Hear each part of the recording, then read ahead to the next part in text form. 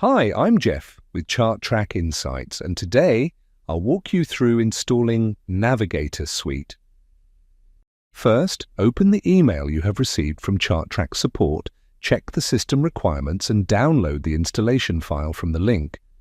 Once the download is complete, locate the file and extract it to a folder on your desktop or any preferred location.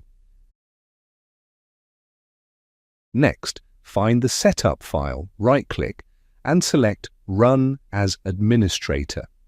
When asked if this application is allowed to make changes to your computer, click Yes. From there, accept the license agreement and choose your installation type, Standard or Custom. Choosing Custom lets you pick the install location.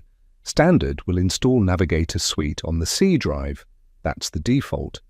SQL Server installs automatically. Click on Next through each step until setup is complete.